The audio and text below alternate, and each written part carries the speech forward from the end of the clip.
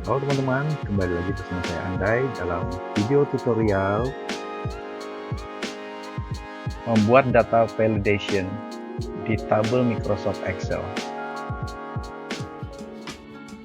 Baik teman-teman, di kesempatan kali ini kita akan memperdalam bagaimana caranya memaksimalkan fitur validasi data atau data validation di tabel ya. Jadi untuk ini kita perlu membuat tabel baru ya. Kita ambil contoh tabel pegawai ya, profil pegawai. Baik, kita mulai buat tabelnya dulu.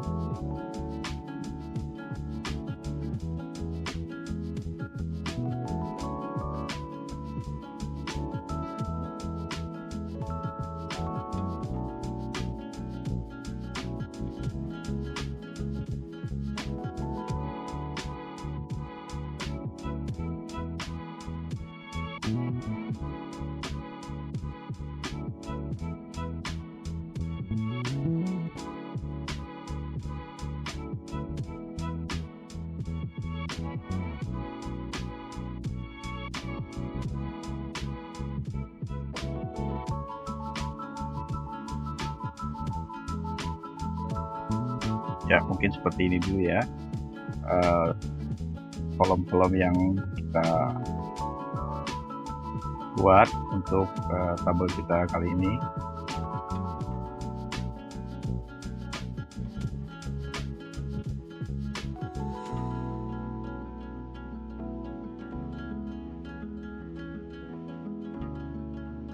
Ya, di sini ada beberapa kolom yang memungkinkan untuk kita membuat data validasi.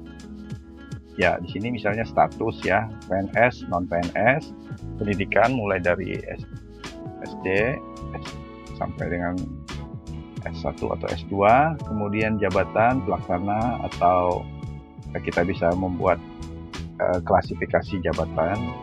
Sini LP adalah jenis kelamin ya. Ini satu contoh. Jadi data validasi itu ada beberapa cara yang bisa kita gunakan untuk membuat data validasinya. Ya, di sini misalnya untuk status ya, status PNS non PNS itu misalnya hanya 2. Berarti kita bisa menggunakan cara yang pertama, yaitu masuk ke menu data validasi, kemudian kita pilih di sini lambangnya seperti ini ya. Nah, kemudian kita klik data validasi. Nah, kemudian kita pilih list dan kita ketikkan langsung di sini apa yang menjadi pilihan. Misalnya PNS titik koma non PNS kemudian titik koma P3K ya, PPPK ya. Berarti ada 3 kategori ya. Yang ini yang sudah pasti, yang tidak mungkin atau tidak akan bertambah lagi. Kita oke. Terus kita copy ke bawah. Ya, kita bisa lihat sini ya, PNS, non PNS, P3K. Nah, pendidikan gitu juga. Jadi kita buat dari menu data, kemudian data validasi. Kita buat list, kemudian kita masukkan di sini mulai dari yang terendah misalnya SD, di koma, SMP atau SLTP, di koma, kemudian SMU, garis miring SMK, titik koma, kemudian S1, garis miring, sebelumnya mungkin D3 ya, D3, kemudian di koma D4, garis miring S1, koma S2, koma S3 ya, ini ya. Nah, kita copy ke bawah, kita lihat. Nah, ini sudah muncul ya. Nah, jabatan di sini bisa kita kelompokkan. Nah, jadi kalau misalnya jabatan di sini eh, ada kemungkinan penambahan, mungkin yang kita ketahui mungkin hanya atasan atau bawahan atau pelaksana atau struktural. Nah, jadi kita mungkin buatkan tabel acuan. Misalnya di sini kita buat ya tabel acuan untuk jabatan. Nah, jadi nanti jabatan yang kita masukkan itu bisa berkembang sesuai dengan penambahan di belakang hari ya. Kita di sini bisa isi nama struktural atau misalnya direktur, kemudian wakil direktur, kemudian kepala bagian,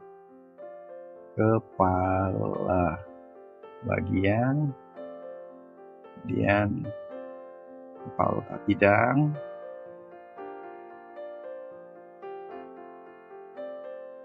yang kepala seksi,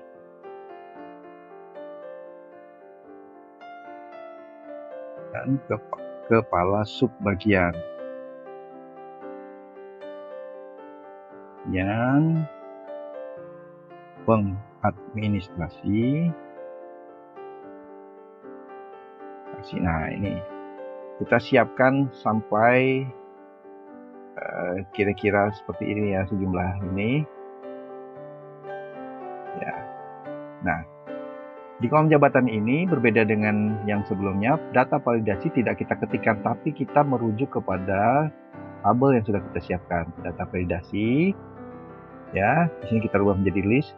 Kemudian di sumber atau source-nya kita arahkan ke kolom ini ya. Ya, sementara kita batasi kurang lebih sampai 12 baris ya. Yang maksudnya nanti ketika ada penambahan jabatan baru, kita tinggal mengisi di sini ya. Kita copy ya, di sini ya, tidak ada ya. Nah, misalnya nanti kita ada nambah di sini petugas kebersihan,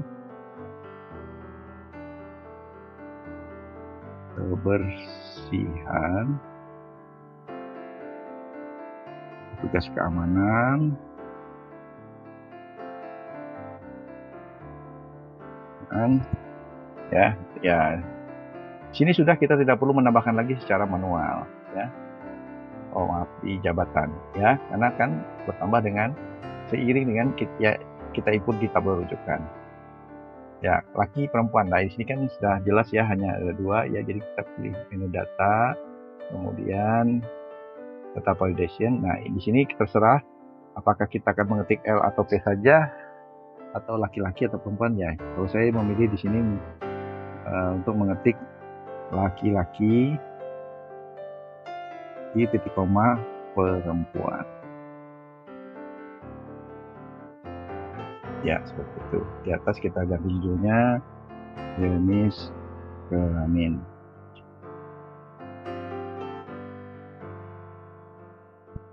Baik teman-teman, sekian video kita kali ini.